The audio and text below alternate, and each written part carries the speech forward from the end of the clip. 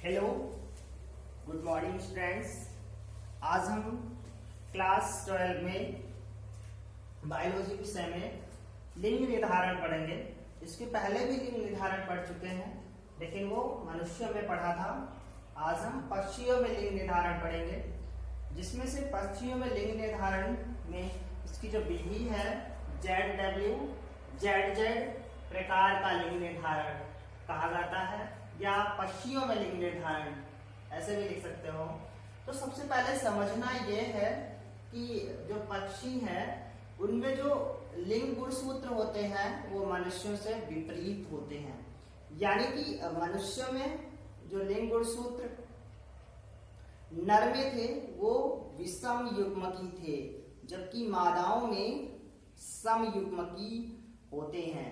परंतु यहाँ पर पक्षियों में मादाएं लिंग गुणसूत्रों ZW प्रदर्शित करती हैं, यानी विषमताएं प्रदर्शित करती हैं, और मादाओं को विषम युग्मकी कहते हैं, यानी मादाएं विषम युग्मकी होती हैं, क्योंकि इसमें इनके लिंग गुणसूत्रों में एक Z और एक W होता है, यानी दोनों भिन्न भिन्न होते हैं या विषम होते हैं, जिसके कारण मादाएं विषम युग्मकी होती हैं। जबकि नर समजात लिंग गुणसूत्र यानी नर में समान लिंग गुणसूत्र होते हैं, यानी ZZ, अर्थात जो नर है वो सम युग्मकी होते हैं। मादाएं विषम युग्मकी होती हैं और नर सम युग्मकी होते हैं, यानी नर में युग्मक जो है एक ही प्रकार के बनते हैं, जैसे Z गुणसूत्र वाले, यानी नर में एक ही प्रकार के युग्मक बन रहे हैं, वो भी ZZ लिंग गुणसूत्र वाले।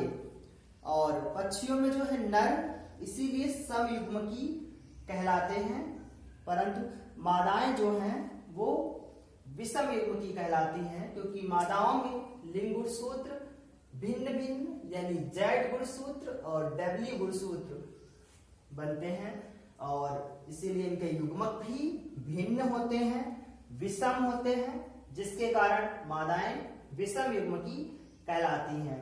अब हम इसको समझते हैं कि जब निषेचन होता है तो निषेचन के पश्चात यानी Z गुणसूत्र वाले अंडाणु, अंडाणु यानी मादा का अंडाणु, हम पढ़ चुके हैं मादा में लिंग गुणसूत्र Z और W यानी दो भिन्न भिन्न होते हैं, विषम युग्मकी होते हैं। तो जब निषेचन होता है तो उसके बाद Z लिंग गुणसूत्र वाले अंडाणु से नर पक्षी यानी ZZ, नर पक्षी ZZ बनता है। आप इस स्ट्रक्चर से समझ सकते हो कि ये नर पक्षी ZZ और मादा पक्षी ZW।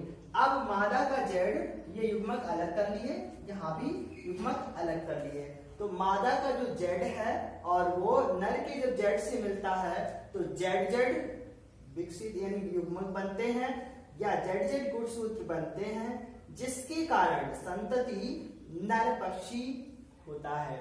और जब मादा का W गुणसूत्र वाले अंडाणु से यानी W गुणसूत्र वाले अंडाणु से मादा पक्षी ZW यानी जब मादा का W नर के Z से मिलता है तो संतति ZW निर्मित होती है, जिसके कारण संतान मादा होती है, यानी मादा पक्षी उत्पन्न होता है। तो इसमें यह समझना है बस थोड़ा कि नर समजात होते हैं और मादा विषमजात होती है, यानी नर के गुणसूत्र ZZ और मादा के लिंग गुणसूत्र ZW से प्रदर्शित किए जाते हैं। और इस स्ट्रक्चर में ZZ यानी युग्मकों को अलग कर लिया, इसी प्रकार मादा के युग्मकों को ZW अलग रख लिया, और उसके बाद फिर इसको निषेचन कराया गया। तो निषेचन से जब नर का Z या मादा का Z ऐसे कह सकते हो, यानी मादा पक्षी के अंडाणु से यानी Z गुणसूत्र जब नर के Z से मिलता है तो ZZ युग्मक बनते हैं या गुणसूत्र बनते हैं, जिसके कारण नर पक्षी उत्पन्न होता है। जब मादा का W यानी मादा का W युग्मक नर के Z युग्मक से मिलता है तो ZW गुणसूत्र बनते हैं और पक्षी मादा पक्षी होता है। इस प्रकार ZW ZZ प्रकार का लिंग का निर्धारण होता है। तो हमें याद रखना है पक्षियों में मादाएं जो है लिंग गुणसूत्रों में विषम युग्मकी होती हैं। बस ये याद रखना है कि विषम युग्मकी होती हैं। मादाओं की जो गुणसूत्र होते हैं लिंग गुणसूत्र वो ZW से प्रदर्शित किए जाते हैं। इसी के विपरीत जो नर हैं वो समजात लिंग गुणसूत्र ZZ यानी समान लिंग गुणसूत्र प्रदर्शित करते हैं, जिसके कारण नर समयुग्मकी होते हैं। और ये स्ट्रक्चर से आप समझ सकते हो।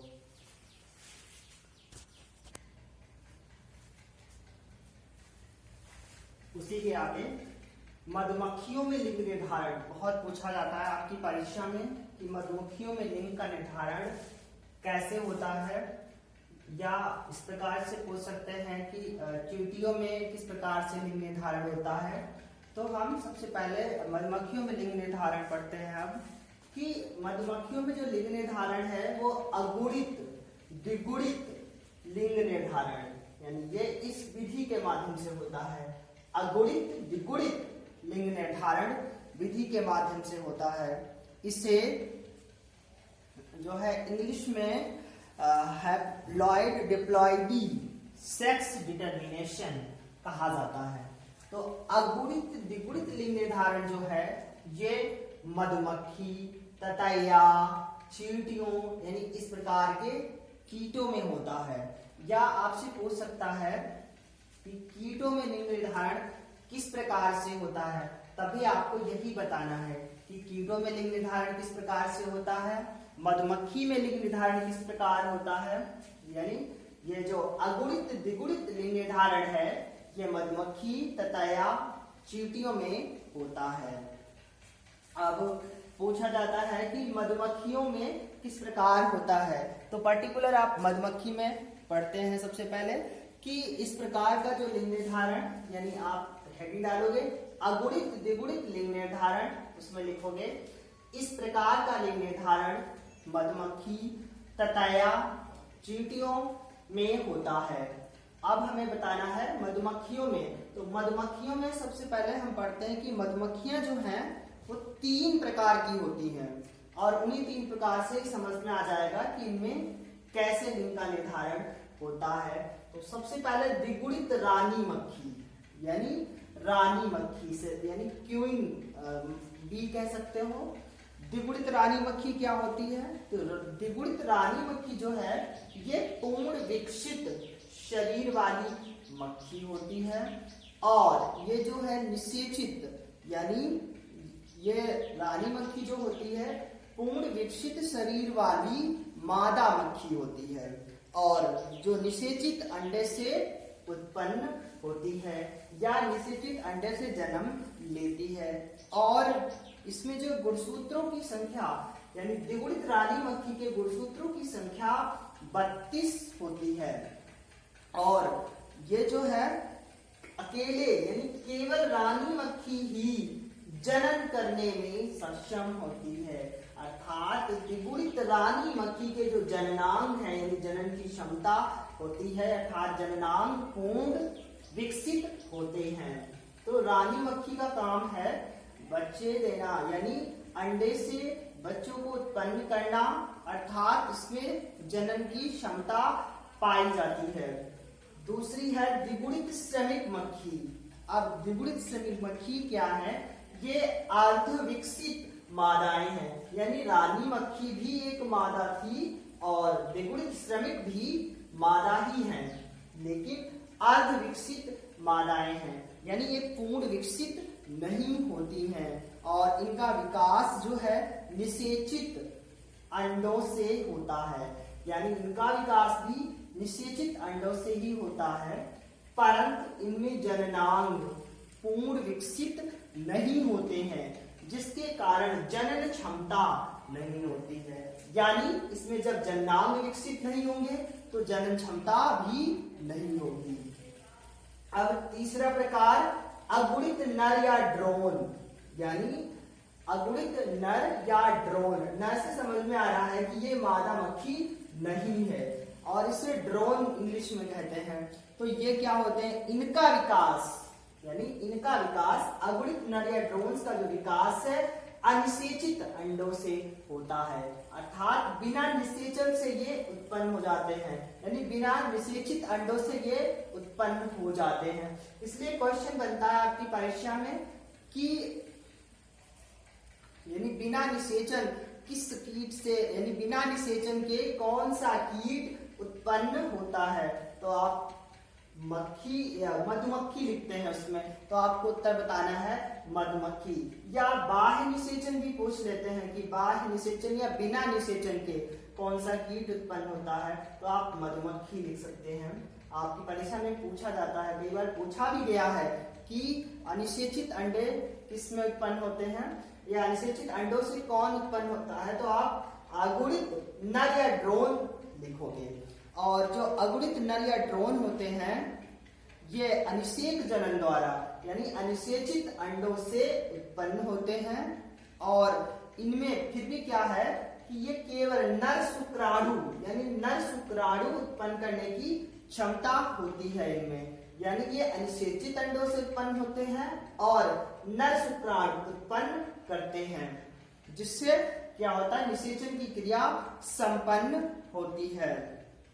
और निषेचित अंडों से विकसित, यानी अब निषेचन, अब 3 प्रकार की मक्खियां समझ में आ गया कि निषेचन कौन करता है। और क्योंकि देखिए आप द्विगुणित रानी मक्खी पढ़ के आए कि पूर्ण विकसित और निषेचित अंडे से उत्पन्न होती है और केवल रानी मक्खी में ही जनन की क्षमता होती है। और श्रमिक जो है ये अर्धविकसित होती है, मादाएं तो हैं परंतु अर्ध विकसित होने के कारण, यानी जननांग विकसित ना होने के कारण इनमें जनन की क्षमता नहीं होती है। और अगुणित से तात्पर्य है कि ये द्विगुणित, यानी इसके गुणसूत्र 32 थे, परंतु अगुणित नर या ड्रोन है, इनके जो गुणसूत्र होते हैं वो केवल 16 होते हैं, यानी इसलिए ये अगुणित कहलाते हैं। और अनिषेक जनन द्वारा, अनिषेचित अंडों से अनिषेक जनन द्वारा जन्मते हैं या उत्पन्न होते हैं और इनका काम नर शुक्राणु उत्पन्न करना है। तो अब यानी इसका तो काम ही नहीं बचा जनन में, क्योंकि ये जनन करने में सक्षम नहीं है। और द्विगुणित और रानी मक्खी और अगुणित नर से जो है संतान उत्पन्न होती है।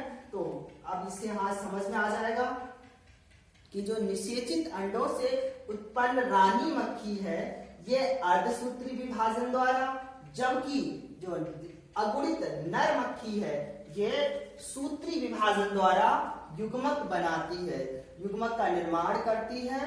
इस प्रकार जो है इन परिस्थितियों में लिंग का निर्धारण अगुणित एवं द्विगुणित गुणसूत्रों के संगठन द्वारा होता है, यानी अगुणित और द्विगुणित गुणसूत्र के मिलने से जो है संतानों का निर्धारण होता है या लिंग का निर्धारण होता है। तो जो रानी मक्खी है, द्विगुणित रानी मक्खी, ये निषेचित अंडे से उत्पन्न होगी मक्खी, वो उसमें जनन की क्षमता होगी और वो रानी मक्खी होगी। क्योंकि मधुमक्खी एक सामाजिक कीट है, तो इस कीट में अधिकतर एक ही रानी मक्खी, यानी इनकी कॉलोनी में, इनके छत्ते में एक ही रानी मक्खी होती है। और द्विगुणित श्रमिक मक्खियां कई हजार होती हैं और 100-200 की संख्या में अगुणित नर या ड्रोन्स होते हैं, जिनका काम है सिर्फ जो है द्विगुणित रानी मक्खी को निषेचित करना। तो इस प्रकार समझ में आया कि द्विगुणित जो गुणसूत्र से उत्पन्न होगी मक्खी और जो निषेचित होगी वो जनन क्षमता कर पाएगी, यानी वो रानी मक्खी होगी। और जो अर्धविकसित होंगी मादाएं द्विगुणित भी होंगी, अर्धविकसित होंगी वो श्रमिक मक्खी होंगी।